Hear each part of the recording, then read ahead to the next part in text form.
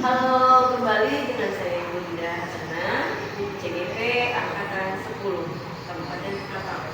Kali ini saya akan berbagi sedikit ilmu tentang budaya positif. Budaya positif ini sangat baik diterapkan di sekolah. Untuk penjelasannya, mohon diperhatikan pengalaman saya melalui video-video berikut ini.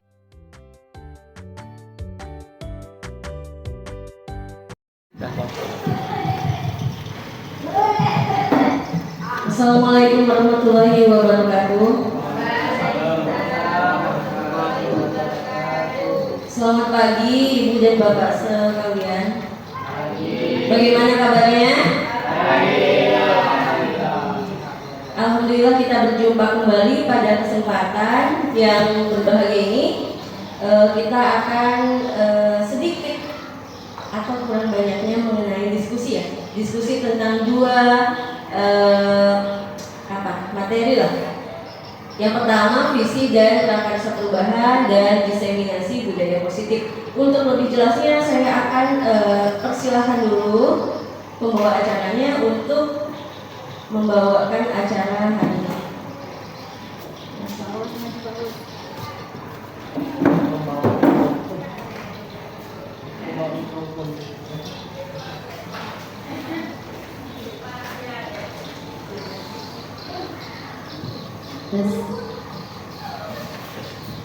Bismillahirrahmanirrahim. Assalamualaikum warahmatullahi wabarakatuh.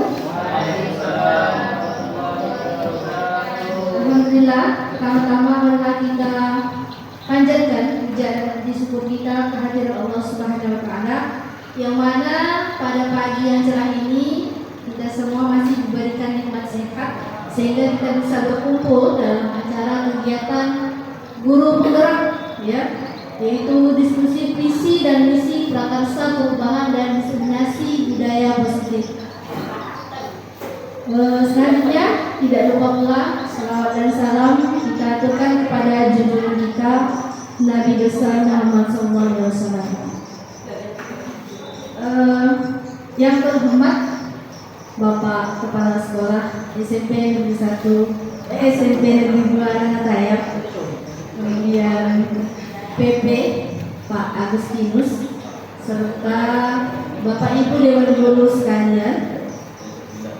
Pada pagi hari ini kita akan mengikuti kegiatan diskusi ya dari Ibu Dinda Hasanah sebagai CGP atau calon guru penggerak. Saya akan membacakan rangkaian acara pada pagi hari ini. Yang pertama pembukaan, kemudian menyanyikan lagu Indonesia Raya, doa, sambutan kepala sekolah, serta mengakhiri pemaparan materi, kemudian penutup. Baiklah, Bapak Ibu Dewan Guru sekalian, marilah kita buka acara ini dengan membaca basmalah. Bismillahirrahmanirrahim. Acara yang kedua yaitu menyanyikan lagu Indonesia Raya kepada Bapak dan Ibu Dewan Guru dipersilakan untuk berdiri. Kepada Bu Andi untuk dimohon untuk bisa memandu menyanyikan lagu Indonesia Raya.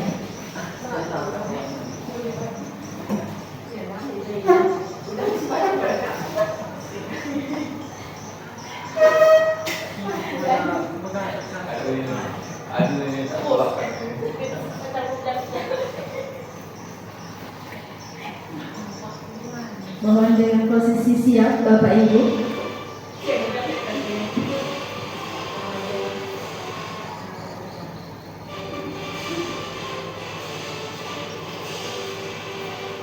Indonesia airku, tanah tumpah darahku, di sanalah aku berdiri, jadi padu ibuku. Indonesia kebangsaan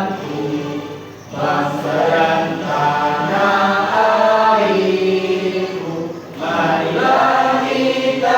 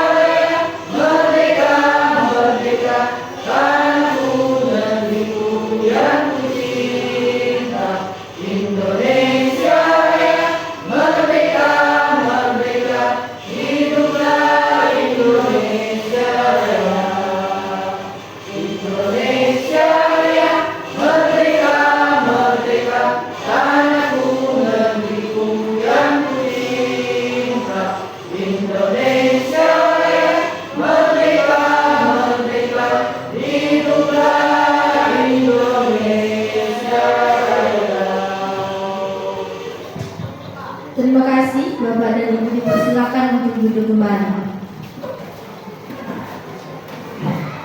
Acara selanjutnya adalah pembacaan doa sekaligus sambutan dari Bapak Kepala Sekolah SMP Negeri 2 Nangataya. Kepada Bapak, waktu dan tempat kami persilakan.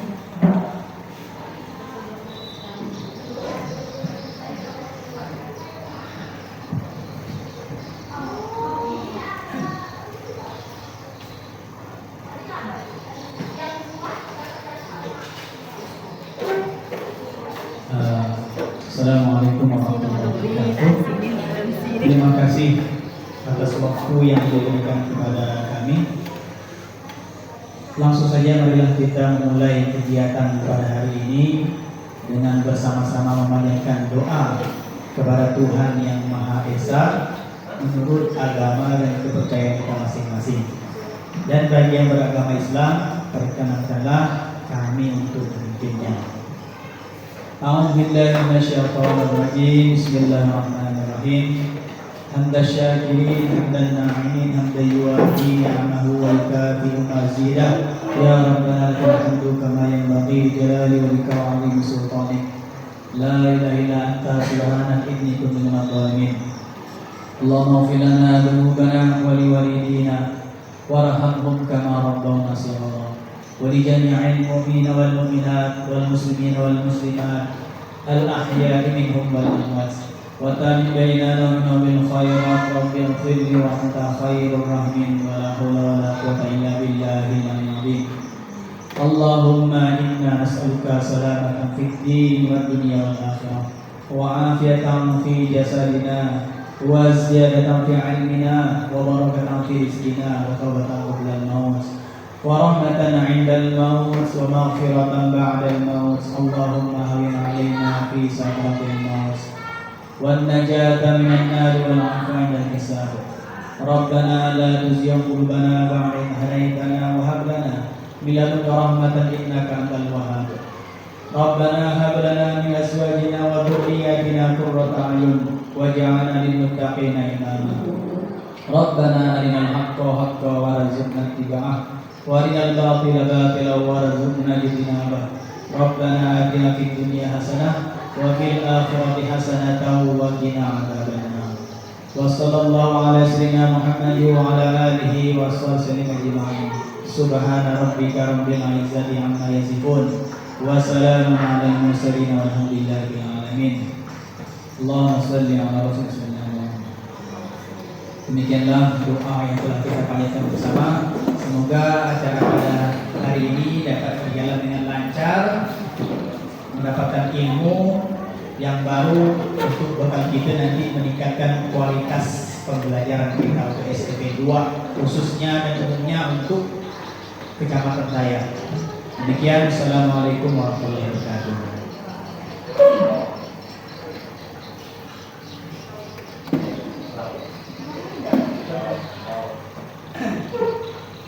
Assalamualaikum warahmatullahi wabarakatuh.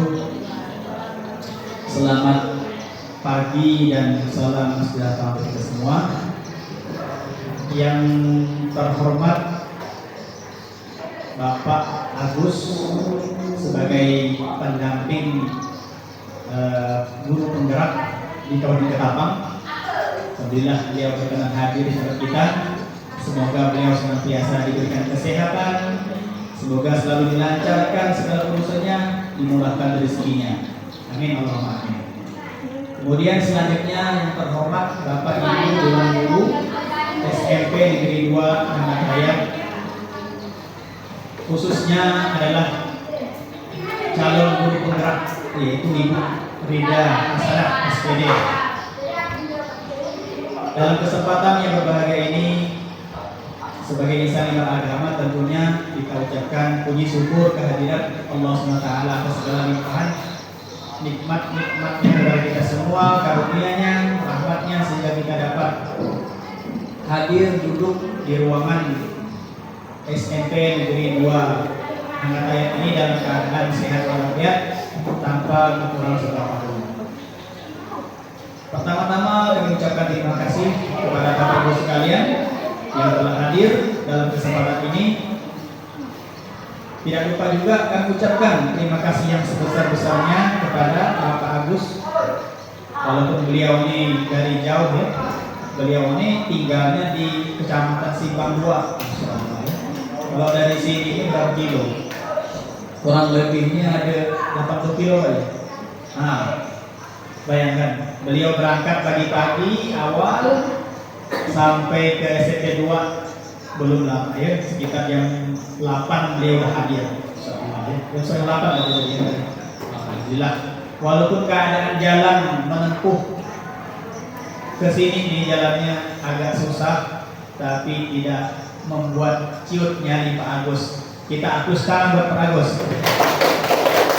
Semoga nanti kita pun bisa meniru-niru, bisa mengambil hal-hal yang positif dari Pak Agus ini ya, untuk semangat kita. Tentunya kita ini sebagai guru yang tinggal di daerah, tentunya kendala selalu ada ya. Tantangan itu selalu ada, utama adalah masalah jalan. Dengan jalan kita ini dari dulu sampai sekarang, itulah yang menjadi kendala kita. Tetapi mudah-mudahan ini bukanlah suatu kendala yang menghalang kita untuk senantiasa meningkatkan kinerja kita. Bapak Ibu sekalian yang kami hormati, dalam kesempatan ini kita tentunya bersyukur. Karena apa? Karena salah satu daripada guru di SMP 2 Nangatayap ini,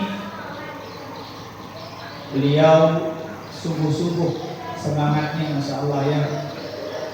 Saya sangat mengapresiasi. Beliau tergerak hatinya, keinginannya untuk menjadi guru penggerak.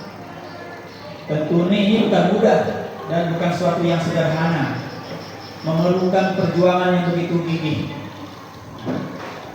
Tidak diragukan lagi di SMP 2 ini, Bapak Ibu sekalian semuanya sudah sarjana, sudah S1, kualifikasi pendidikannya sudah sesuai dengan mata pelajaran yang ada di SMP ini.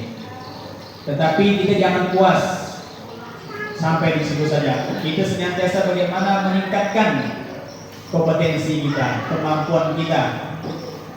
Memang kita di bangku kuliah sudah dididik, sudah digembleng oleh perguruan tinggi kita masing-masing ya. Ada yang dari perguruan tinggi di Jawa sana ya, ada yang di Pontianak, ada yang di Ketapang. Saya yakin dengan kemampuan daripada Bapak Ibu sekalian tidak diragukan lagi. Tetapi seiring berkembangnya zaman, kita jangan merasa puas. Karena semakin hari ini semakin ada kemajuan-kemajuan, pembaharuan, perubahan ke arah yang lebih baik lagi, bergerak secara dinamis. Oleh sebab itu, saya sangat senang apabila guru senantiasa ingin meningkatkan kompetensinya, kemampuannya dalam bidangnya. Agar apa? Agar pendidikan di tempat kita ini berkualitas. Pendidikan berkualitas harus didukung juga dengan tenaga pengajar yang berkualitas. Itu pasti itu, tidak bisa kita pungkiri.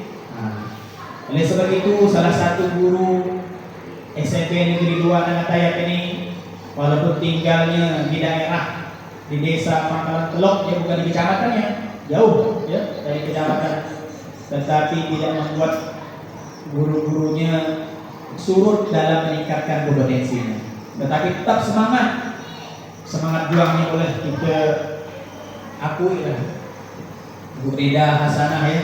Mudah-mudahan semangat beliau ini juga diikuti oleh teman-teman guru yang lain. Amin Allahumma amin. Dan harapan kita semoga niat baik beliau dan kita semua untuk meningkatkan kualitas pendidikan di tempat kita ini, di SMP 2 Nangatayap khususnya, dan di Kecamatan Tayap pada umumnya, dan di Kabupaten Ketapang, dengan adanya kegiatan-kegiatan yang positif seperti ini, kita terpacu semangat kita untuk bersaing, meningkatkan kualitas diri kita masing-masing. Bapak Ibu yang kami hormati, saya bersyukur ya. Saya sebenarnya ingin juga seperti ini, tetapi apalah, karena memang kesibukan kita ini masing-masing. Utamanya kalau kita tidak berkeluarga, kesibukan itu bukan hanya di sekolah saja, tetapi kesibukan di luar sekolah pun banyak. Jadi untuk meningkatkan kualitas kita ini banyak cara, dan diantaranya yaitu ya, seperti salah satu kawan kita ya, saya bersyukur beliau mandiri. Mudah-mudahan semangat pendidikan pada kita semua ya, khususnya di SMK ini, sesuai dengan apa yang telah dicita-citakan pendahulu kita, Ki Hajar Dewantoro ya, sebagai Bapak Pendidikan Nasional. Beliau punya 3 yang hari ini masih kita ingat ya, yang hari ini setiap sekolah pasti hafal. Tut Wuri Handayani, Ing Ngarso Sang Tudodo, Ing Madya Lam Karso. Guru adalah sebagai suri tauladan, sebagai tauladan yang baik bagi peserta didiknya. Guru sebagai motivator, pendorong bagaimana semangat daripada anak-anak kita ini tergantung daripada gurunya. Maka dahulu pernah dikatakan ya, dulu zaman Kaisar Jepang dulu, Hirohito, apa namanya? Hirohito ya, beliau tuh ketika Nagasaki dan Hiroshima dibom oleh sekutu dengan bom atomnya, maka hancurlah negeri tersebut. Tetapi seorang kaisar yang hebat, dia tidak merasa bagaimana, dia tidak berputus asa. Apa yang beliau tanyakan ketika melihat negerinya sudah hancur, dibom atom oleh sekutu, yang ditanyakannya ada berapa lagi guru yang ada di negara kita? Gurunya masih ada atau enggak? Kalau gurunya masih ada, insya Allah tidak akan lama lagi suatu negara akan maju dan berkembang apabila gurunya masih ada untuk mendidik, menggembleng anak-anak menjadi orang yang berguna, menjadi orang-orang yang hebat. Maka hari ini pun kita sebagai tenaga pengajar merasa bangga karena di sekian orang-orang yang di jajaran pendidik di Indonesia ini, kita merupakan salah satunya ya. Kita merupakan salah satunya. Oleh sebab itu kami mengajak kepada kawan-kawan semua Dewan Guru untuk senantiasa, mari kita senantiasa tak henti-hentinya kita memperbaiki kualitas pembelajaran kita di kelas. Nah, kita meningkatkan ilmu kita. Jangan sampai kita tidak bisa mengikuti perkembangan zaman. Makin hari dunia makin berkembang. Oleh sebab itu, kalau kita tidak menyesuaikan diri, maka kita akan tertinggal dan terlambat. Oleh sebab itu, tidak ada cara lain. Kita senantiasa belajar dan belajar. Jadi di sisi lain kita menganjurkan kepada peserta didik kita agar rajin belajar, tetapi diikuti juga oleh kita sebagai guru juga jangan bosan-bosan untuk senantiasa mengkaji lagi dan lagi, sehingga kita akan menjadi guru yang berkualitas. Itulah yang diharapkan. Kemudian kinerja kita Kinerja kita ini juga sangat berpengaruh terhadap peserta didik kita. Karena gurunya semangat, karena gurunya berprestasi, insya Allah murid kita ini akan menjadi murid yang berprestasi juga. Jadi kesuksesan, kegagalan murid ini sebenarnya tergantung daripada guru juga, tergantung daripada pendidik dan tenaga kependidikan. Sejauh mana tenaga pendidikan atau guru ini senantiasa menanamkan sifat-sifat ketauladanan, senantiasa memberikan dorongan, senantiasa berikan fasilitas kepada anak-anak peserta didiknya, maka sejauh itu juga pendidikan di tempat ini akan maju dan berkembang. Itulah harapan saya. Dan kita semua semoga dengan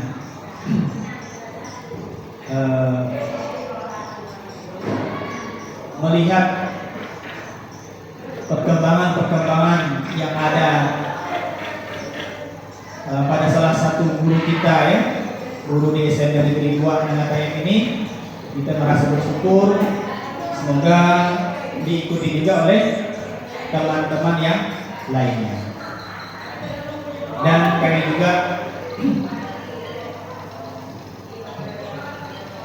mengucapkan terima kasih lagi. Semoga Bapak yang mendampingi guru kami untuk menjadi guru penggerak tidak bosan-bosannya, walaupun sambutan dari kami mungkin kurang berkenan ya, banyak kekurangan di sana sini, tetapi beliau, Masya Allah, kita saksikan beliau sudah 2 kali hadir ke tempat kita nih tanpa mengeluh, dengan senyumnya. Ya, berarti beliau betul ikhlas menyumbangkan, membimbing guru kita, Bu Ida Hasanah. Semoga nanti tahapan-tahapan berikutnya yang dilalui lancar semuanya sehingga dapat selesai dan disahkan oleh pemerintah sebagai guru penggerak. Kami pun merasa bangga tentunya sebagai penanggung jawab, sebagai pimpinan di SMP Negeri 2 Nangatayam ini. Demikian mungkin sambutan dari kami, kurang lebihnya mohon maaf, dan apabila kurang berkenan kami mohon maaf, dan kami akhiri. Wassalamualaikum warahmatullahi wabarakatuh.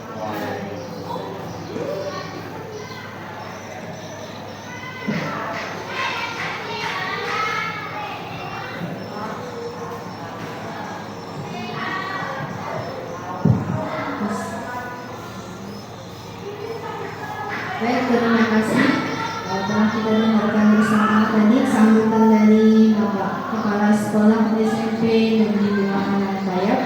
Semoga apa yang disampaikan beliau menjadi motivasi untuk saya dan kawan-kawan guru semuanya. Amin. Ini materi baru, jadi jangan kaget. Memang ada yang searah, ada yang itu ya. Ya Bu, itu yang apa yang itu? Yang mungkin agak menggelitik gitu. Siap Bu. Assalamualaikum warahmatullahi wabarakatuh. Kawan-kawan semua, gimana kabarnya? Sehat, baik,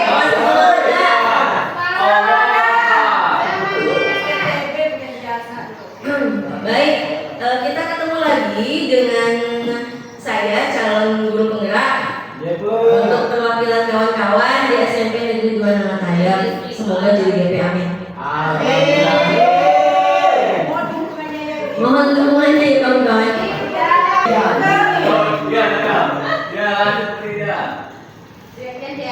Baik, kali ini kita akan berdiskusi sekaligus sharing materi ya. Materinya ini agak baru, yaitu pemahaman dan penerapan budaya positif. Jadi kita memahami dan kalau bisa semoga kita berangsur-angsur menerapkan budaya positif ini.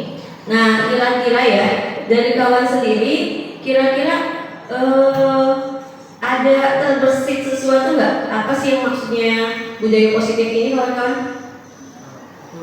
Nah, boleh berpendapat? Tes 1 2. Baik, terima kasih Bu Ida. Nah, budaya positif mungkin ini termasuk kebiasaan-kebiasaan yang biasa kita lakukan, tapi malah kita abaikan di sekolah. Ya. Hampir.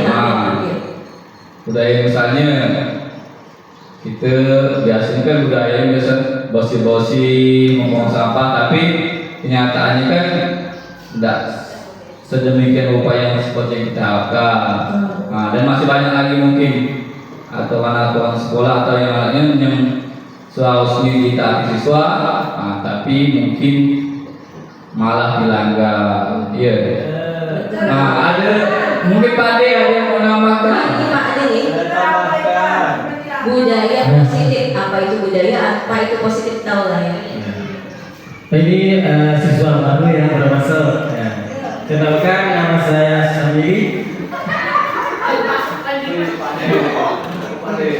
Apa? Serius ya? Apa tadi? Budaya positif. Budaya positif, nilai-nilai keyakinan, ya, dan kebiasaan-kebiasaan di sekolah yang berpihak pada murid. Berpihak pada murid. Ya. Ya, contoh dilakukan murid hari-hari. Iya. Oke, Iya. hanya itu ya. Itu saja Pak. Iya. Terima kasih ya Pak. Betul Pak Ade. Tolong dijelaskan lagi ya Bu. Siap Pak. Bukan dijelaskan ya. Saya cuma sharing ya. Ya. Oke. Terima kasih. Ada lagi nggak pendapat dari kawan yang lainnya? Silakan. Bu Selvi. Belum Pak. Bu Selvi, selaku BKN itu harus Bisa norma-norma siswa kalau di Ayo dulu. Baik, saya ingin memberikan pendapat sedikit mengenai budaya positif.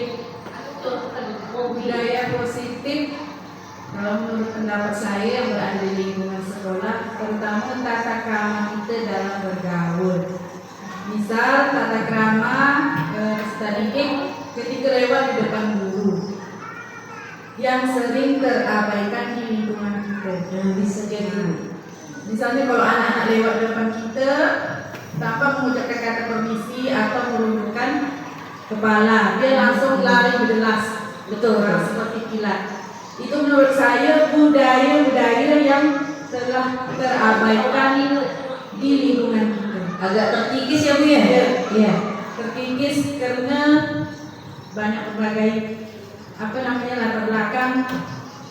Itulah yang menyebabkan anak-anak melupakan budaya tersebut. Iya. Meskipun tidak tercatat, tapi itu merupakan suatu budaya yang sangat-sangat diperlukan, terutama dalam kehidupan kita di masyarakat. Oke. Terima Sekian, kasih. terima kasih. Assalamualaikum warahmatullahi wabarakatuh. Terima kasih pendapatnya kawan-kawan. Agak bersemangat ya saya ya untuk siang kali ini. Ya Bu, karena ada murid baru Bu, ya semangat. Ya, terima kasih. Baik, kita lanjut ke slide. Oke, selamat datang para guru hebat. Tetap semangat ya kawan-kawan ya. Membangun negeri. Mari bangun dan kuatkan kolaborasi demi terwujudnya budaya positif. Nah, kita ke pertanyaan pemantiknya. Apa sih sebenarnya itu budaya positif? Apa saja yang termasuk budaya positif? Dan yang ketiga, apakah pemberian hukuman termasuk budaya positif? Nah, ini nih, mungkin agak menyemangati hati kita ya. Nah, kita sedikit sharing aja. Saya tidak merasa saya jago ya. Saya merasa kita perlu berbagi, kita saling mendiskusikan seperti apa budaya positif yang sebaiknya kita terapkan. Oke.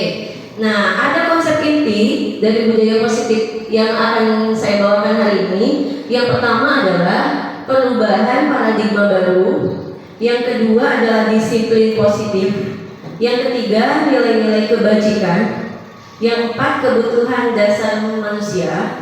Yang empat, motivasi perilaku manusia. Yang lima, posisi kontrol guru. 6, keyakinan kelas. 7, segitiga restitusi. Mungkin kawan-kawan ini agak sedikit sedikit tergambar ya dalam pikiran seperti apa sih dari 7 konsep inti budaya positif ini.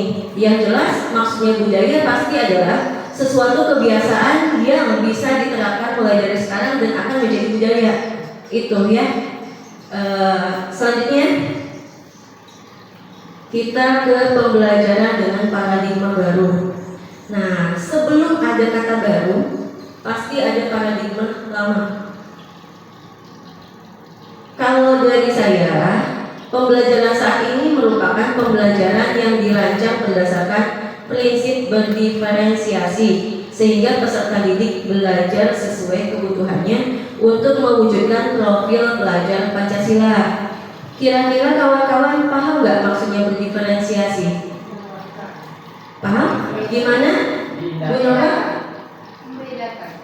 Dibedakan. Terus apa lagi? Pak Rus?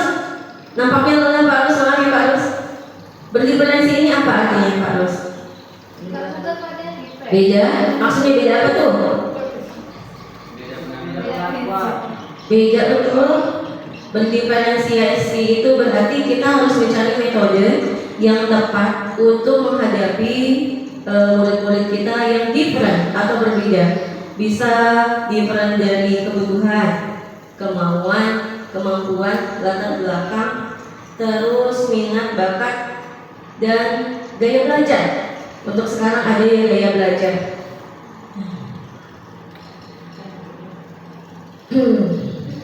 Jadi kalau yang pembelajaran zaman dulu kita biasanya seragamkan. Paradigma kita itu kita harus memaksa siswa untuk paham dengan metode ceramah. Biasanya kalau paradigma lama seperti itu ya. Tapi kalau paradigma baru, dan ini masih menjadi beban saya, mencari strategi yang tepat untuk bisa memenuhi siswa yang different ini atau berbeda ini. Sebagai guru masa sekarang, mau tidak mau kita harus mencari media pembelajaran, metode yang tepat untuk memfasilitasi kebutuhan murid-murid yang berbeda ya kawan-kawan ya. Oke, kita lanjut. Ada yang masih ingat dengan profil pelajar Pancasila? Lupa? Biar saya ingatkan kembali ya. Yang pertama itu adalah, kita perjelas dulu. Yang pertama, berakhlak, beriman, bertakwa kepada Tuhan Yang Maha Esa dan berakhlak mulia. Yang kedua, mandiri. Yang ketiga, bernalar kritis, berarti kita untuk yang profil pelajar Pancasila ini murid harus bisa kritis atau mampu mengungkapkan pendapatnya secara mandiri dan tidak bergantung kepada kawan yang lainnya. Yang ketiga, yang keempat kreatif, yang kelima bergotong royong, dan yang terakhir adalah berkebinekaan global. Nah, dari profil pelajar Pancasila nampaknya kawan-kawan sudah paham ya. Jadi kita akan lanjut aja ya. Oke. Guru PKN lebih paham. Harusnya semangat ya guru PKN ya. Ternyata walaupun di depan kita ada kurikulum merdeka, ada kata-kata merdeka mengajar, merdeka belajar, selalu ada miskonsepsi tentang teori kontrol. Ibu bikin belajar, bikin keluar. Ternyata ada miskonsepsi tentang teori kontrol. Teori kontrol ini menyangkut pada kontrol guru ya, tapi nanti akan saya jelaskan setelah ini. Oke, yang pertama miskonsepsinya adalah ilusi guru mengontrol murid. Ketika kita marah, ketika kita menghukum murid, kita beranggapan dengan hukuman itu murid mau melakukan apa yang kita perintahkan. Nah, ternyata miskonsepsi ini diberitahukan bahwa sebenarnya si murid ini tidak ingin melakukannya, mereka tidak akan ingin, kecuali mereka memang mengizinkan mereka untuk dikontrol guru. Itu miskonsepsinya. Yang kedua, ilusi bahwa semua penguatan positif efektif dan bermanfaat. Maksudnya penguatan positif itu kayak saran, kayak ayolah nak, kamu belajar dengan baik. Kalau misalnya muridnya tidak mau, tetap tidak mau, ya kan? Itu makanya sebagai miskonsepsi. Nah, yang ketiga, ilusi bahwa kritik dan membuat rasa bersalah mampu menguatkan karakter. Maksudnya kritik dan rasa bersalah itu pasti paham lah. Seperti kontrol guru membuat rasa bersalah. Misalnya seperti ini kata-katanya. Kalau misalnya kamu nggak sekolah, gimana masa depanmu nanti? Nah, itu adalah kata-kata yang membuat rasa bersalah. Sebenarnya ada yang lebih baik lagi dengan cara yang lainnya, tapi belum saya bisa jelaskan. Untuk slide nantinya aja ya. Yang keempat, ilusi bahwa orang dewasa berhak memaksa. Padahal sebenarnya anak itu mandiri, dia punya kuasa sendiri untuk melakukan sesuatu. Oke, nah untuk zaman sekarang kita sebenarnya harus merubah cara kita yang tadinya memiliki stimulus respon, kita harus teralihkan ke teori kontrol yang tadinya berpendapat bahwa realitas atau kebutuhan kita sama seperti kebutuhan para murid itu sama. Kita harus menyadari bahwa kebutuhan murid itu berbeda. Jadi kita harus merubah stimulus respon kita menjadi teori kontrol. Realitasnya itu untuk masa sekarang itu kita berbeda kebutuhannya. Yang kedua, semua orang melihat hal yang sama. Padahal saya dengan Pak Adib aja berbeda pandangannya. Saya dengan Bu Anti aja berbeda. Saya dengan Bu Nur aja berbeda. Jadi kita harus merubah ke teori kontrol dengan anggapan bahwa dan realitas bahwa setiap orang memiliki gambaran yang berbeda. Saya ingin apa berbeda dengan Bu Anti ingin apa, seperti itu ya. Tidak bisa memaksakan kehendak. Yang ketiga, kita mencoba mengubah orang agar berpandangan sama dengan kita. Sedangkan menurut teori kontrol, kita berusaha memahami pandangan orang lain tentang dunia. Seperti inilah, seperti diskusi ya. Kita tadi menyadari bahwa dengan memaksa orang untuk menaati aturan kita, itu tidak bisa. Tapi dengan diskusi, kita bisa terbuka dengan pendapat orang, sehingga kita dapat memahami pandangan orang lain tentang dunianya dan memiliki pandangan yang baru. Selanjutnya, perilaku buruk dilihat sebagai suatu kesalahan. Nah, ini kebiasaan kita terhadap murid ya kawan-kawan. Kita tuh kadang melihat murid itu yang terlambat, pandangan kita tuh berbeda. Anak ini memang pemalas. Nah, padahal nggak gitu caranya. Tapi kita harus merubahnya seperti semua perilaku memiliki tujuan. Kita harus bisa mendekati murid itu, harus bisa menggali kejujurannya. Kadang murid pun agak bergula kan. Kita harus menggali kejujurannya. Sebenarnya tujuan dari keterlambatan itu seperti apa? Nah, kadang seperti daya ditanya apa jawabannya kan mungkin jujur, mungkin enggak. Sebenarnya memang usaha kita sebagai guru itu harus luar biasa berat memang. Oke, kita lanjut aja ya. Nah, selanjutnya kita ke disiplin positif. Oke, untuk slide ini kenapa bertimpa? Ini dari Canva ya kawan-kawan. Jadi untuk takutnya sinyalnya tidak ada, makanya saya langsung ngupload dan bertimpalah seperti ini. Oke, sekarang saya mau sharing teori disiplin yang saya dapatkan dari sumber yang terpercaya ya. Jadi tadi itu ada disiplin positif. Nah, kita harus melihat dulu apa sih sebenarnya disiplin ini. Nah, disiplin yang biasanya kita anggap sebagai aturan untuk ditegaskan atau dipaksa, sebenarnya itu berasal dari kata disiplina yang artinya belajar. Belajar ini mengacu pada disiplin diri, di mana seseorang merasa memiliki tanggung jawab terhadap apa yang dilakukannya atau terciptanya motivasi intrinsik berdasarkan nilai-nilai yang diyakini. Nah, jadi disiplin positif ini merupakan salah satu cara penerapan disiplin yang bertujuan untuk menumbuhkan kesadaran serta memberdayakan peserta didik tanpa pengharapan akan imbalan atau reward, ancaman atau hukuman. Jadi disiplin positif ini, si murid ini melakukan disiplin ini atas kehendaknya sendiri, bukan paksaan.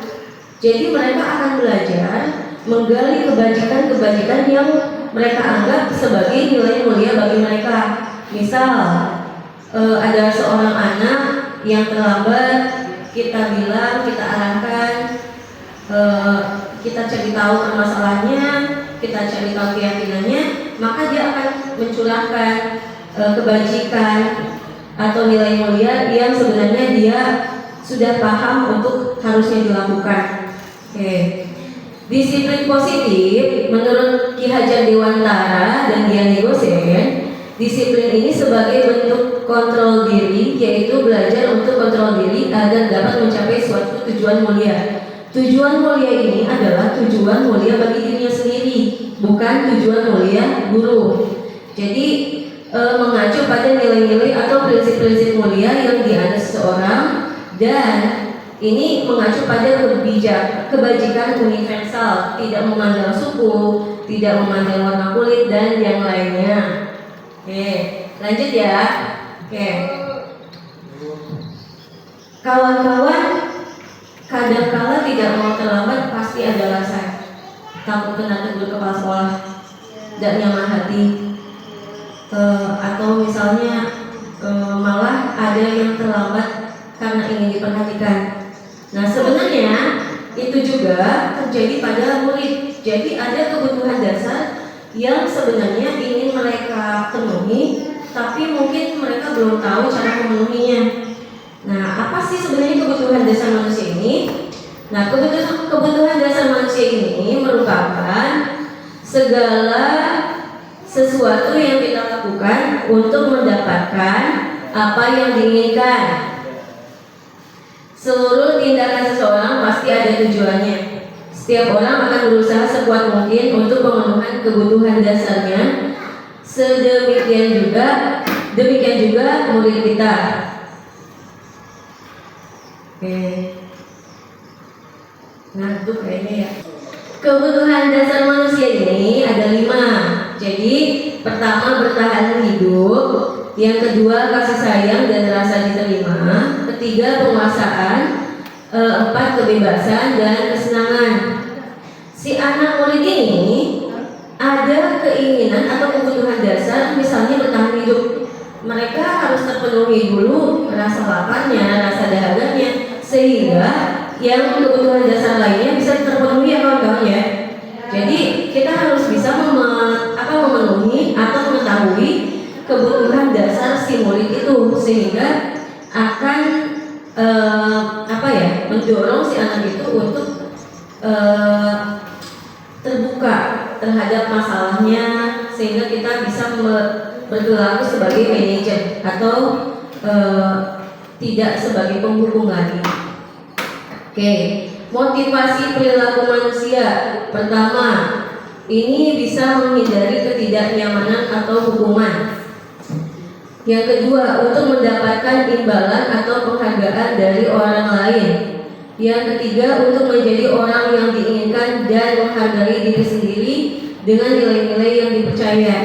Sebenarnya motivasi perilaku ini tidak cuman ada di murid sendiri, tapi ada pada kita sebagai guru. Yang pertama, seperti kita ada yang tidak mau terlambat ke sekolah, mungkin tidak untuk menghindari ketidaknyamanan atau hukuman dari kepala sekolah. Terus ada yang ingin mendapatkan imbalan atau penghargaan dari orang lain, atau memang dia merasa bertanggung jawab atas dirinya sendiri dan ingin berdisiplin diri. Itu termasuk motivasi perilaku manusia ya kawan-kawan ya. Tinggal kita bercermin diri manakah yang menjadi motivasi kita, apakah motivasi intrinsik atau apakah motivasi ekstrinsik. Oke. Nah, ada beberapa macam yang terjadi pada hidup kita. Pertama, ada yang memberlakukan hukuman, ada yang memberlakukan konsekuensi, dan ini ada yang restitusi. Inilah yang akan saya jelaskan, restitusi. Biasanya kita kalau misalnya ada murid yang terlambat, kita menggunakan hukuman ya kawan-kawan ya, atau konsekuensi. Nah inilah ada perbedaan antara pemberi hukuman, konsekuensi, dan restitusi. Oke, saya akan mengajak kawan-kawan untuk berdiskusi dulu. Kira-kira dari yang ini manakah yang hukuman, mana yang konsekuensi? Gak kelihatan?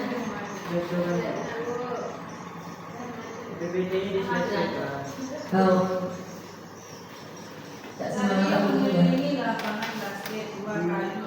Adanya Oke.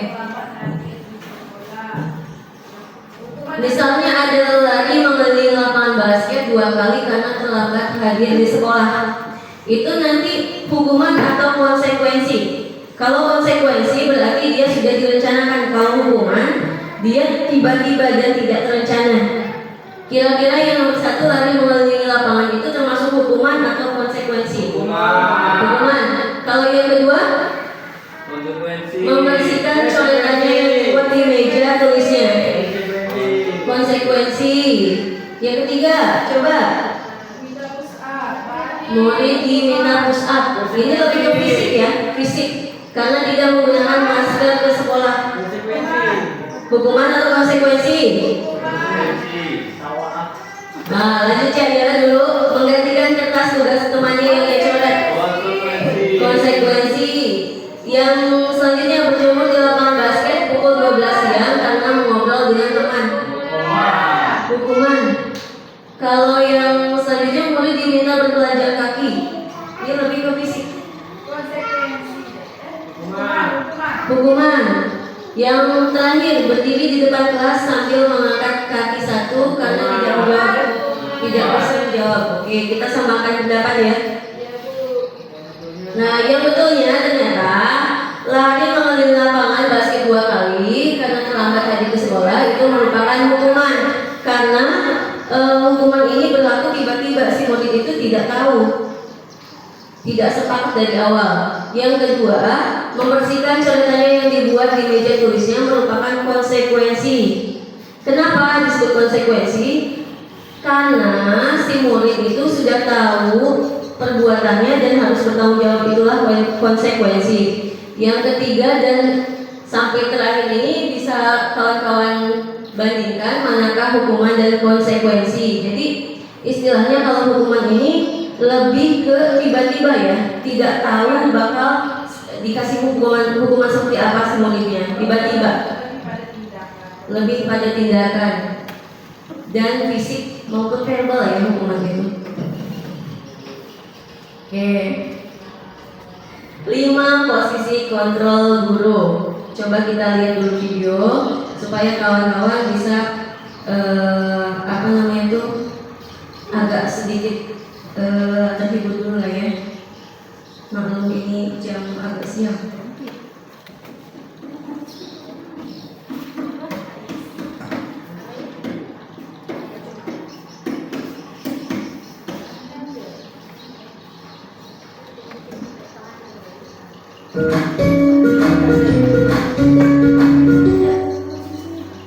Salam bahagia Ibu dan Bapak guru hebat. Dalam penerapan disiplin positif restitusi, salah satu program yang dikembangkan adalah 5 posisi kontrol. 5 posisi kontrol dalam restitusi adalah proses perjalanan seorang pendidik agar dapat mengenali dirinya. Pada video kali ini, kita akan membahas tentang 5 posisi kontrol yang dikembangkan oleh Diane Dawson dan contoh penerapannya. Ini agak penting ya kawan-kawan. Ini agak penting ya. Silakan dicermati. Dan bisa kita cuek. 5 posisi kontrol itu adalah 1. Posisi penghukum. 2. Posisi pembuat merasa bersalah. 3. Posisi teman. 4. Posisi pemantau atau monitor. Dan 5. Posisi manajer.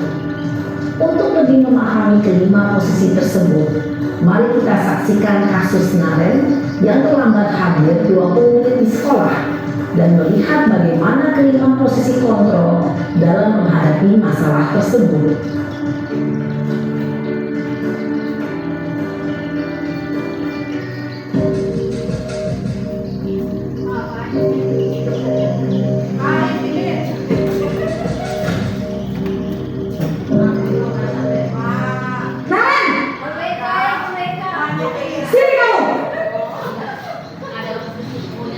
Selamat pagi Bu.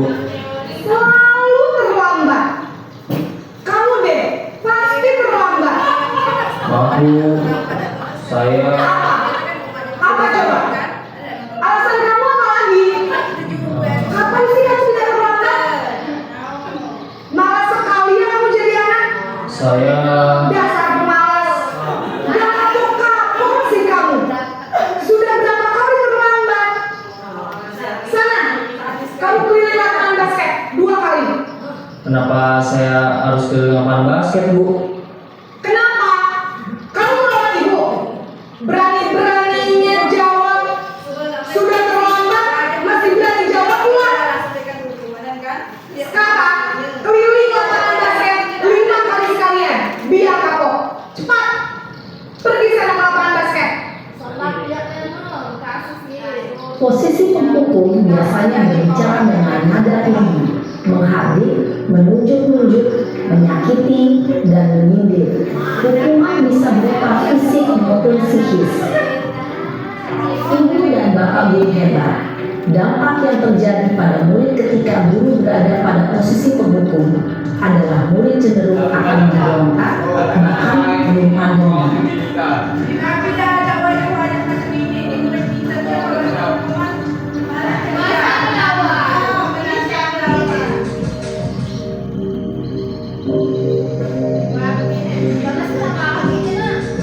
Dari posisi lain.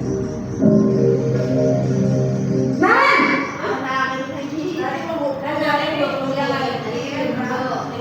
Selamat pagi Bu.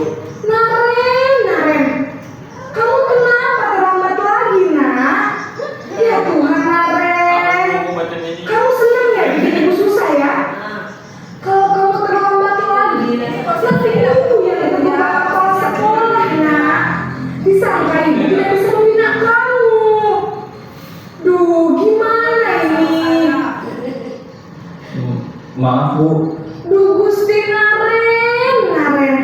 Kamu suka ya kalau ibu ditegur bapak kepala sekolah? Terus, sekarang ibu harus tulis apa ini di buku absen? Ini kamu sudah sering terlambat loh. Ibu harus apa coba? maaf Bu, maaf sekali. Ya sudah, lain kali jangan bikin ibu susah lagi ya nak ya. Ibu tidak akan kuat lagi kalau kamu begini terus. Bisa jantungan kalau ibu ditegur bapak kepala sekolah. Sana cepat kelas.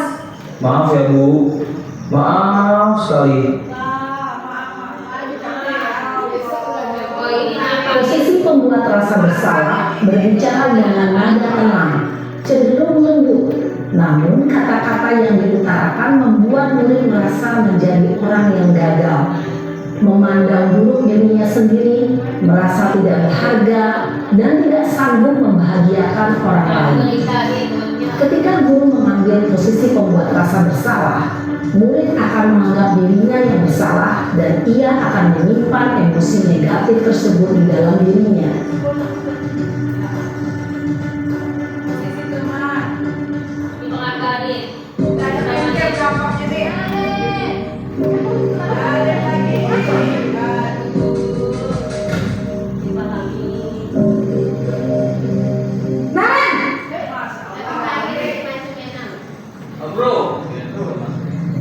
Selamat pagi Bu. Wah, sudah jam berapa ini nak? Terlambat lagi ya sayang. Iya Bu, habis ibu saya lupa bangunkan saya Bu. Kamu malah menyalahkan ibu kamu. Kamu bukannya anak yang larinya paling kencang. Kok terlambat sih? Iya Bu, saya memang terlambat bangun tadi. Jadi biarpun saya lari kencang, tetap gak kejar Bu. Ya sudah sana, nanti lain kali larinya lebih kenceng lagi ya, biar gak terlambat lagi. Bikin seneng ibu, demi ibu, bisa kan? Bisa Bu. Ya sudah sana masuk kelas, ibu beresin urusan absen kamu. Kamu ini ada-ada saja. Dalam posisi teman, guru berbicara dengan nada suara ramah, akrab, cenderung bersenda gurau untuk menjaga suasana tetap santai. Murid akan merasa senang, aman, dan akrab dengan guru. Identitas yang tercipta adalah identitas sukses atau berhasil. Namun, perlu diingat, karena ini masih dorongan eksternal, maka ada faktor ketergantungan dari murid kepada orang tertentu. Di sini, guru absennya, sehingga di lain waktu, murid bisa berperilaku baik, namun hanya kepada orang-orang tertentu saja.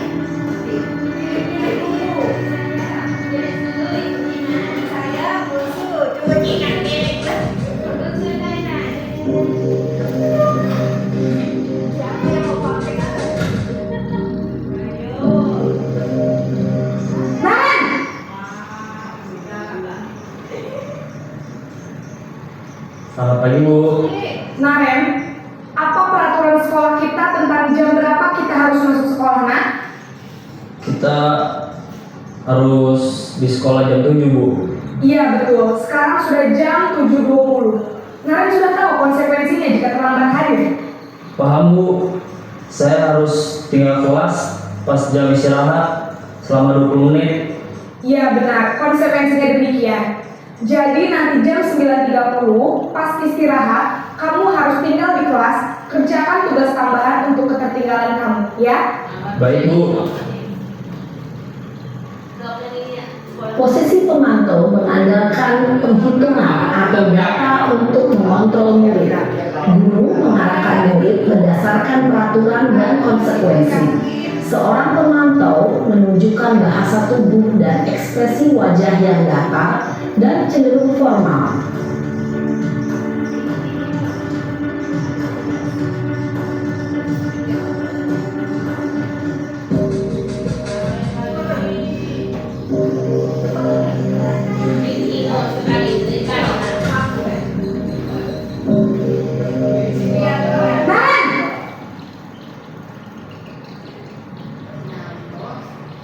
Selamat pagi Bu.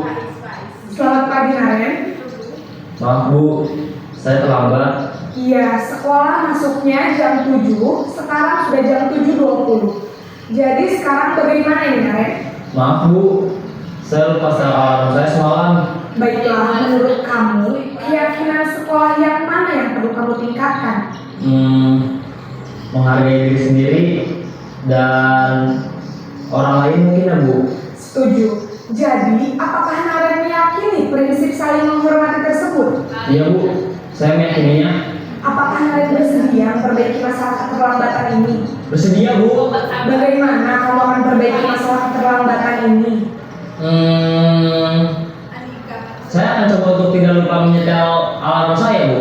Baik, kalau Naren lupa menyetel alarm di rumah, ada orang yang kira-kira bisa bantu mengingatkan tidak? Ada Bu, kakak saya, Kak Emma. Ada lagi selain Kak Emma? Selain Kak Emma, ada ibu saya. Baik, jadi yang mengingatkan Naren adalah Kak Emma dan ibu kamu ya? Kira-kira akan mulai setel alarm kapan nih, Naren? Setelah pulang sekolah, akan segera saya lakukan. Baik, jadi Naren akan setel alarm untuk bangun besok pagi dan akan diingatkan oleh kakak dan ibu dan Naren ya.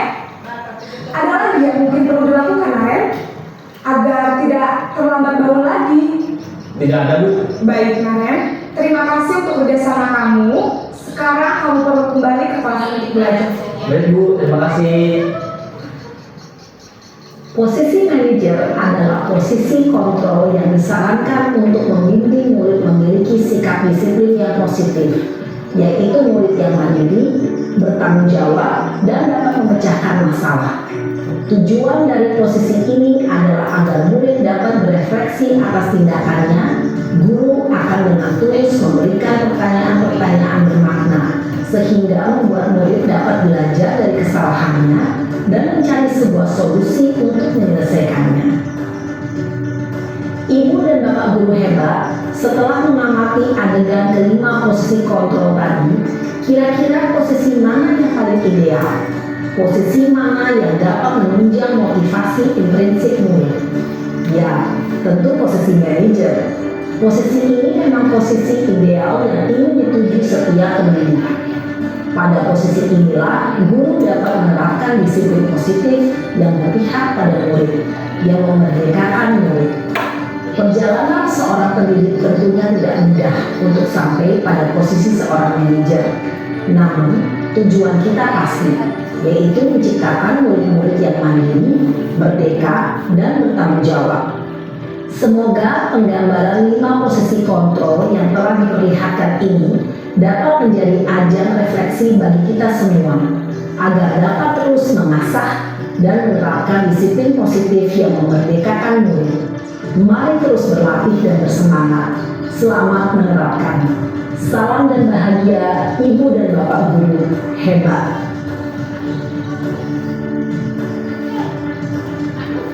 Jadi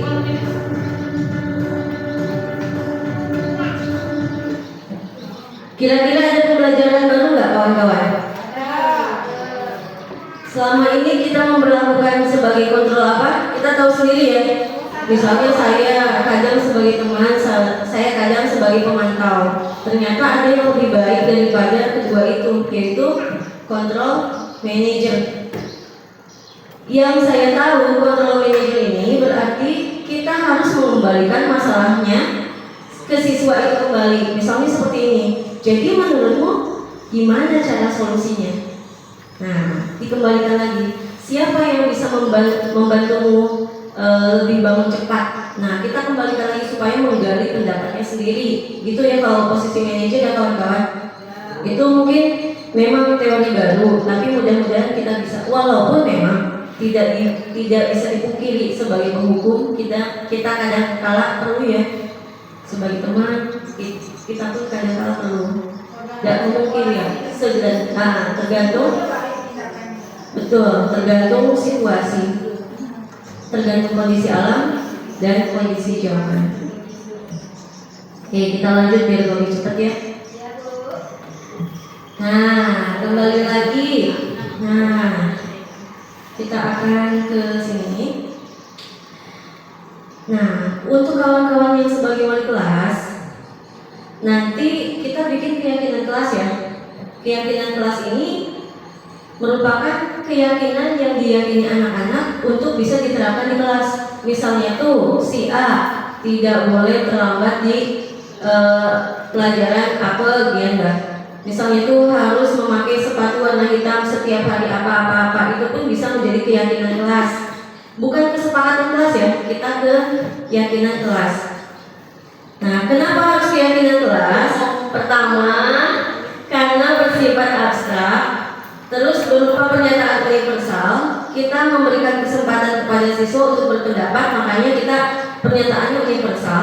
Terus dibuat dalam pernyataan positif, singkat, sesuai dengan kondisi kelas, dan semua warga sekolah atau warga kelas dilibatkan. Jadi tidak boleh hanya guru saja atau murid saja. Oke, kita lanjut. Nah, sebagai posisi manajer, kita harus menerapkan segitiga restitusi. Apa sih segitiga restitusi? Segitiga restitusi ini adalah suatu proses dialog dengan guru berperan sebagai manajer yang mengarahkan siswa untuk menjawab permasalahannya sendiri, sehingga melatih siswa untuk lebih percaya diri, mandiri, dan bertanggung jawab. Seperti yang tadi saya bilang, ketika kita menemukan siswa yang bermasalah, kita harus berusaha seperti tadi ya, manajer. Kenapa kamu terlambat? Kok kamu bisa terlambat? Nah, menurut kamu solusi yang lebih bagus itu seperti apa? Kita kembalikan pertanyaannya supaya dia bisa menjawab permasalahannya sendiri. Tidak usah kita arahkan dengan saran-saran, tapi kita arahkan dengan pertanyaan. Nah, selanjutnya kita ke penutup. Nah, kira-kira nih penutupnya seperti apa ya? Nah, ternyata begini ya kalau penutup dari saya. Dalam penerapan disiplin positif, guru diharapkan memiliki standar kepribadian, profesionalitas. Dalam hal profesionalitas, memang kita kadang-kala letih, lelah, ada urusan sendiri. Tapi kalau bisa kita berkolaborasi dan kita profesional. Mungkin bertahap ya kawan-kawan, tidak besok harus profesional, kita akan bertahap. Dan sosial yang baik di mana guru mampu merefleksi dirinya, bercermin diri dalam posisi kontrol saat ini, tentunya dalam perannya sebagai seorang akum atau manajer, bukan sebagai yang selain 5 kontrol tadi ya. Kita perlahan-lahan sehingga mampu mewujudkan murid dengan karakter sendiri, karakter mandiri, percaya diri dan bertanggung jawab. Saya tegaskan kembali, menjadi guru masa kini berat. Benar. Kadang-kala kita memang bisa menjadi manajer, sebagai teman, sebagai pemantau, sebagai penghukum, dan sebagai pemberi rasa bersalah. Tapi kalau bisa, mari kita terapkan sebagai manajer. Kita perlahan saja, sesuai kondisi, sesuai zaman juga. Oke. Nah ini nih contoh kami ya, contoh kita yang budaya positif yang sudah kita terapkan. Yang pertama, kalau di bahasa Inggris saya menerapkan anak-anak untuk berekspresi, untuk bisa mengucapkan kalimat dalam bahasa Inggris. Memang mungkin untuk saat ini hanya berupa mereka itu membaca pada kertas, tapi insya Allah semoga suatu saat tidak pakai kertas lagi. Untuk yang kedua, seperti biasa, ini adalah nilai positif kita ya kawan-kawan. Saya selalu positif thinking, kawan-kawan mungkin ada saatnya nanti tergerak untuk bergerak dan menggerakkan. Nah ini salah satu positif kita, yaitu membiasakan diri berdoa sebelum dan sesudah selesai belajar. Jangan sampai dilepaskan kebiasaan ini ya kawan-kawan. Nah, dan ada belajar berkelompok. Biarkan anak-anak ini berkelompok, bekerja bersama-sama, dan kalau bisa ada kelompok belajar. Terus ada rapat komite. Ini ada media pembelajaran saya menggunakan Quizzes. Dia memang mungkin untuk sinyal memang harus kuat, tapi alhamdulillah anak-anak senang. Yang ini segitiga restitusi, yang ini momen kita kemarin ya, kekompakan.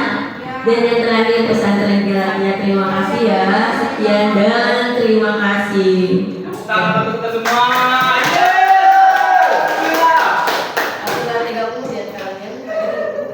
Sebenarnya aku tidak pas waktu main itu udah tepa dulu. Itu saya pun tahu mah.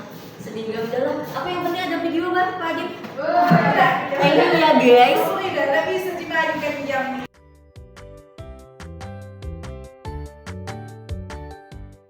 Ada ayat kita membaca doa, doa dimulai.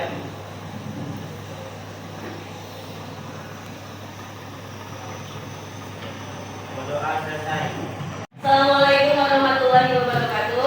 Waalaikumsalam warahmatullahi wabarakatuh. Bagaimana kabar kalian? Baik. Masih semangat? Semangat.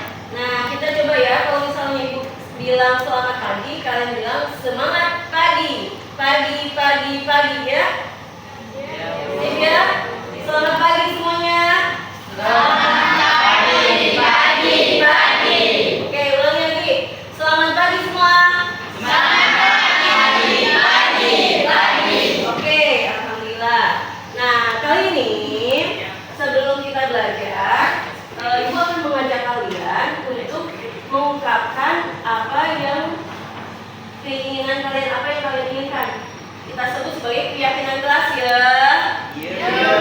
Nah, apa sih keyakinan kelas ini? Nah, ini akan mewakili keyakinan yang kalian sebut keinginan mulia kalian.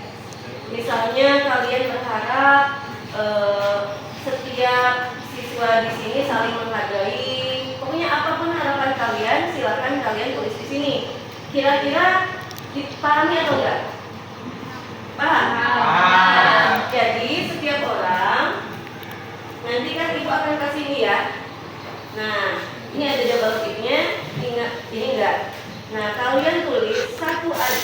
yang menjadi keyakinan kalian, keyakinan kelas kalian, yang merasa yang kalian rasakan keyakinan ini akan membuat kalian atau kelas kalian jadi lebih kompak, lebih baik, lebih semangat belajarnya. Sip ya? Nah, nanti ibu akan komunikasikan ini dengan wali kelas kalian. Kalian bebas menulis apapun yang ingin kalian yakini, ingin kalian harapkan untuk keyakinan kalian di kelas. Keyakinan ini harus disepakati ya. Jadi setelah ini kita akan menempelkan di sebelah sini.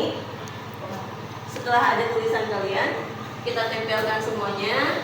Kita akan lihat dan kita sepakati apakah semuanya setuju atau enggak. Nanti ya. Oke? Jadi silakan kalian maju satu persatu untuk mengambil kertas ini. Silakan. Dimulai dari sini Kak. Silakan. Boleh dipilih. Silakan.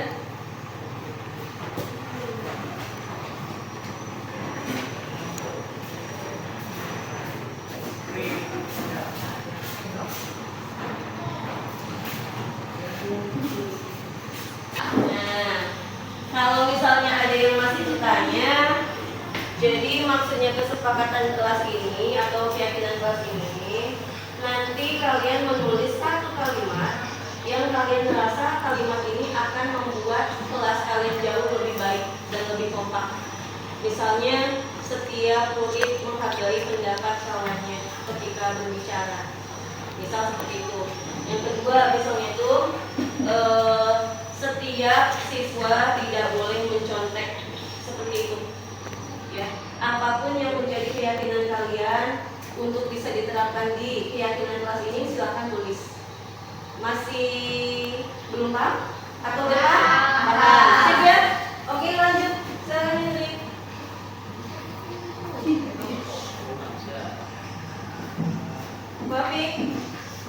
Wafi paham?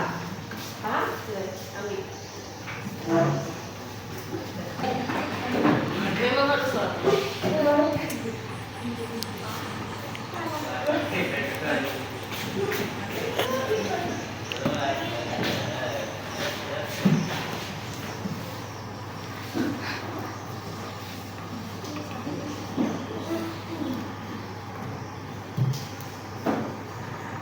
Kenapa kamu nggak pakai sepatu? Oh, kakinya terluka. Ya, lain waktu pakai sepatu ya. Lalu nanti cepat sembuh.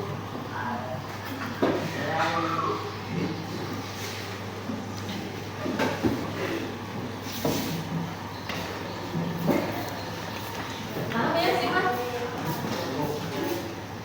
Ada double kaki nggak?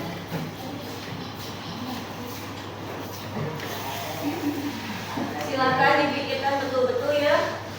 Nanti kita tempelkan sama-sama. Untuk sementara kita tempel di papan tulis. Nanti kita tempelkan di aspul sehingga kita tempelkan di kelas kalian, di depan kelas kalian.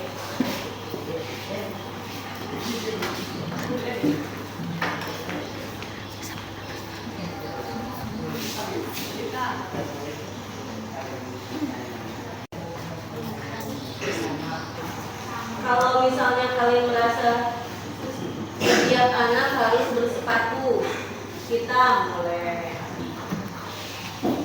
Ketua kelas harus lebih tegas, boleh.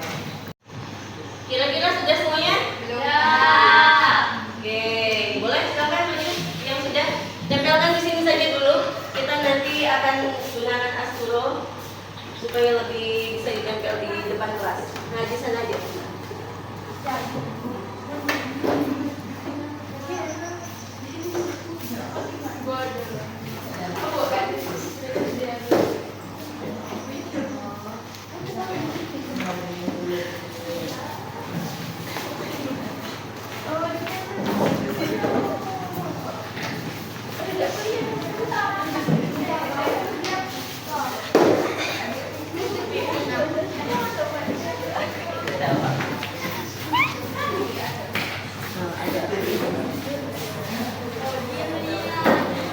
Sejajar dengan sini ya, sejajar di sini, nanti ke bawah. Siapa lagi yang belum?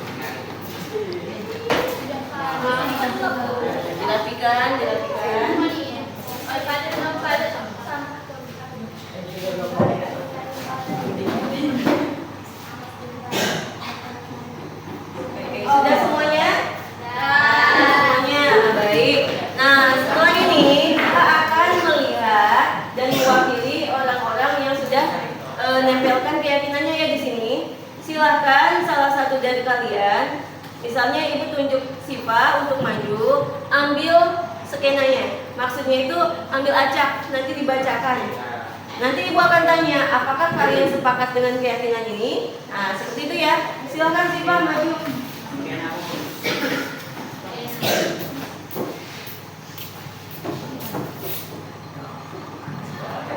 Langsung aja. Nah, bacakan sekali. Tidak buang sampah sembarangan di kelas. Sesuai atau tidak keyakinan kelasnya? Sesuai. Jadi kita sepakati. Untuk yang sudah disepakati, kita akan kesinikan dulu ya. Baik. Yang kedua, silakan maju Fadil. Kita akan membuat keyakinan kelas. Keyakinan kelas itu tidak usah banyak-banyak. Yang jelas kita harus sepakat semuanya. Ya. Setiap siswa harus rukun dengan sesama siswa. Kedengaran tidak? Tidak. Lagi. Setiap siswa harus rukun dengan sama siswa. Nah, setiap siswa harus rukun sesama siswa, betul? Nah, ya keyakinannya tepat atau tidak? Tepat. Berarti jangan saling bercanda terus lebih dari itu ya. Oke. Kita akan ambil 5 lagi yang jelas yang menurut kalian kuat untuk disepakati ya. Silakan maju Vika. Maju Vika, ambil yang menurut kamu kuat untuk kita sepakati.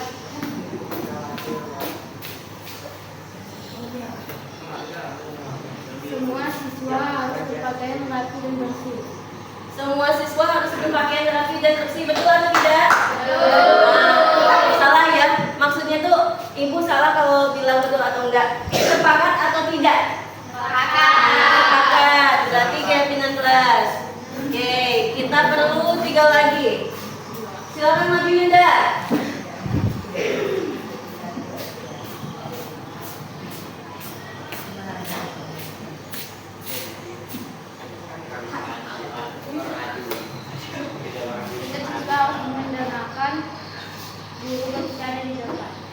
Setiap siswa harus mendengarkan kata-kata guru di kelas. Betul? Sepakat? Oke. 2 lagi. Silakan maju Putra.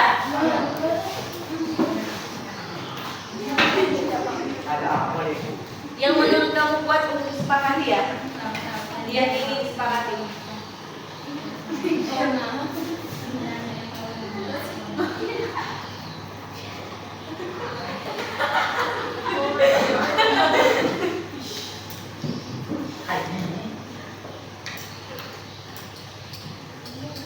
Menghargai pendapat teman ketika sedang berdiskusi. Menghargai pendapat teman ketika sedang berdiskusi. Sepakat atau tidak? Sepakat. Kebijakan universal atau enggak? Maksudnya ada nilai-nilai kebajikan dari sini, kebaikan. Ada. Berarti kita yakin ya. Kita satu lagi ya. Satu lagi silakan Tasya.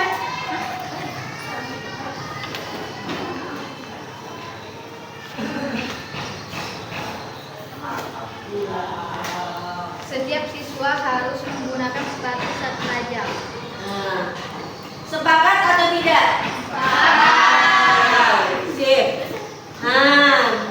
Berarti ini saatnya ibu dengarkan ibu ya.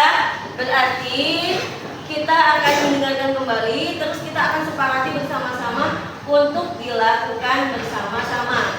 Jika tidak, kita sepakati apa yang harus dilakukan ya.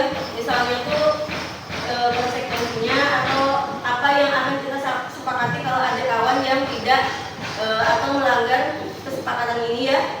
Yang pertama, tidak membuang sampah sembarangan di kelas. Kira-kira kalau ada yang membuang sampah sembarangan, dia harus ngapain? Denda. Boleh nggak kalau kita langsung suruh dia membersihkan itunya, sampahnya? Boleh ya? Oke. Yang kedua, setiap siswa harus rukun dengan sesama siswa. Rukun di sini berarti bukan rukun di ujian ya. Kita sepakat ya. Yang ketiga, semua siswa harus berpakaian rapi dan bersih. Setuju atau tidak? Setuju. Setiap siswa harus mendengar gurunya berbicara di depan. Sepakat atau tidak, Putra? Sepakat. Didengarkan nggak bicara ibu? Lanjut ya, menghargai pendapat teman ketika sedang berdiskusi, jadi saling menghargai. Yang terakhir, setiap siswa harus menggunakan sepatu saat belajar. Nah, dari keenam keyakinan ini, apakah ada yang keberatan? Ya. Tidak. Sepakat berarti ya? Putra, kalau misalnya ada kawan yang melanggar keyakinan kelas, menurut Putra, apa yang harus kita lakukan untuk teman kita? Dihukum, Bu. Dihukum. Terus siapa lagi yang mau berpendapat kalau misalnya ada yang melanggar? Siapa? Menurut kamu kalau misalnya ada kawan yang membuang sampah sembarangan atau tidak mendengarkan guru, apa yang harus kita ingatkan? Nah, Ibu, gimana Hi? Dinasehati. Dinasehati seperti apa nasihatnya?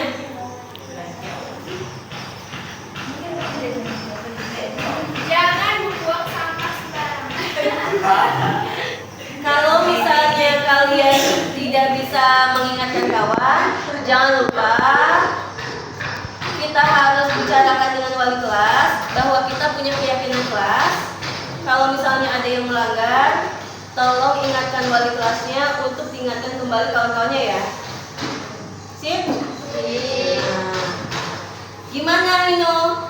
Menurut kamu keenam keyakinan ini udah bagus atau tidak? Bagus sih. Bagus. Berarti kalau misalnya ada kawan yang berdiskusi, tetap didengarkan ya diskusinya ya. Dihormati, dihargai. Nah, untuk pembelajaran selanjutnya kita akan ketemu bahasa Inggris. Untuk keyakinan kelas kita sepakati udah ya, udah sepakat. Udah sepakat atau belum? Ya. Kita sepakati dengan tanda berarti kita udah sepakat. Oke, terima kasih perhatiannya.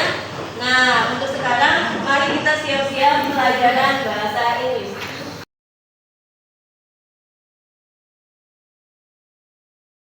Assalamualaikum warahmatullahi wabarakatuh. Nama saya Merika, salah satu guru dari SMP Negeri 2 Nangatayok.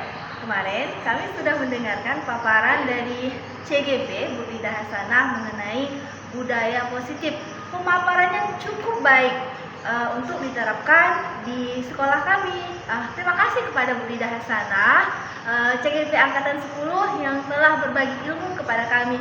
Sekian, Assalamualaikum warahmatullahi wabarakatuh. Halo, saya Bu Nadia, guru SMP Negeri 2 Nangatayap. Terima kasih kepada Bu Rida yang telah berbagi ilmu tentang budaya positif. Semoga kami bisa menerapkan budaya positif di sekolah kami tercinta.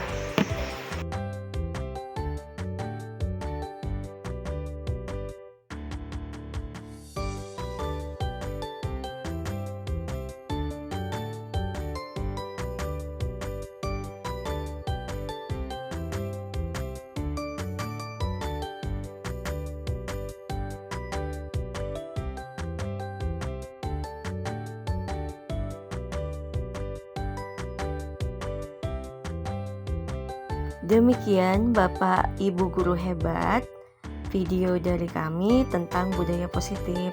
Sampai jumpa lagi. Terima kasih. Assalamualaikum warahmatullahi wabarakatuh.